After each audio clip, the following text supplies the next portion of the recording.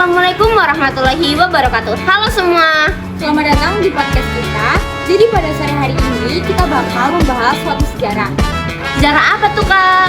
Jadi kali ini kita akan membahas sejarah jejak sang siswa yang bertemakan dengan memahami perjuangan mencerdaskan bangsa. Demokrasi yang kita adakan, misalnya kita menghilangkan titulatur. Semua orang yang masuk ke dalam taman siswa hilang titelnya Mas, Raden, Raden Mas, Raden Ayu, Raden Ajeng. Ya masuk ke dalam taman siswa dengan titel Ki kalau laki-laki, Nyi kalau perempuan yang sudah bersuami, dan Ni kalau perempuan yang belum bersuami. Dengan begitu lalu kita sama. Di dalam taman siswa tidak ada perbedaan. Sebelum membahas yang lebih dalam, gak afdol nggak sih kalau kita mau perkenalan? Jadi perkenalkan, nama saya Diva Salsabila. Saya Subhanya Sifan Harisa. Saya Dinda Lea Harisa.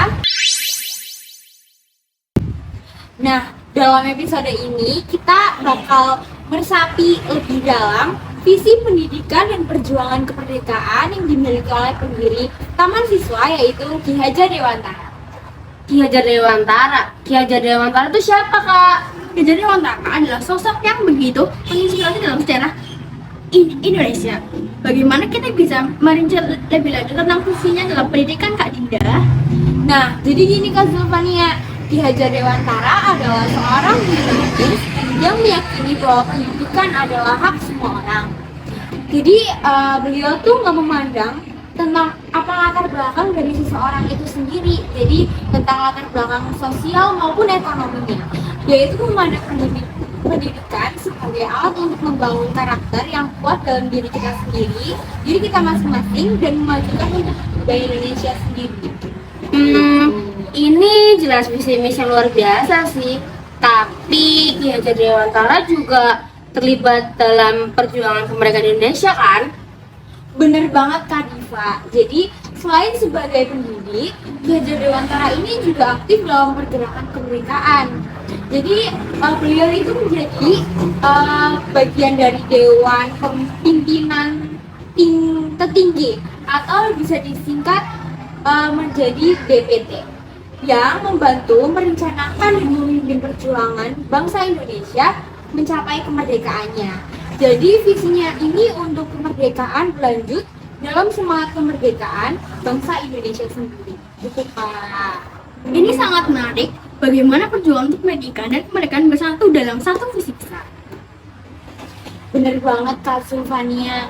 Jadi Ki Hajar Dewantara itu benar-benar contoh nyata tentang bagaimana pendidikan dan perjuangan kemerdekaan itu dapat saling melengkapi ya.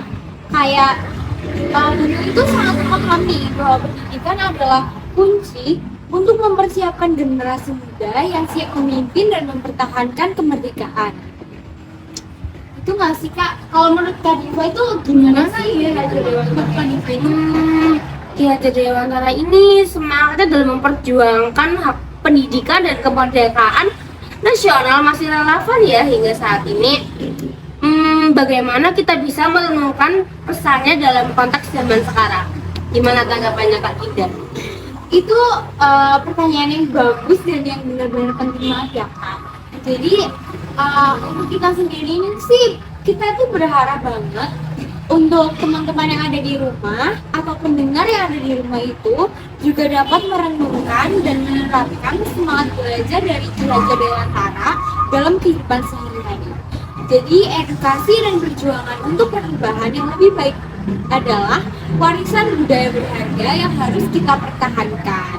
Gitu nggak sih Kak Sulfania? Betul banget. Terima kasih ya buat kalian yang udah bergabung dalam podcast kami tentang Ki Hajar Dewantara dan visinya yang inspiratif.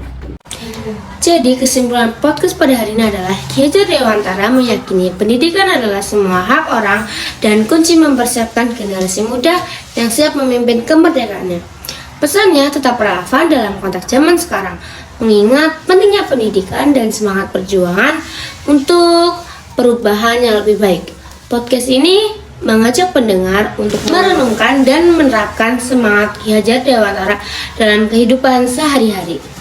Bye-bye, sampai jumpa di podcast kita yang selanjutnya. Terima kasih. Bye-bye guys.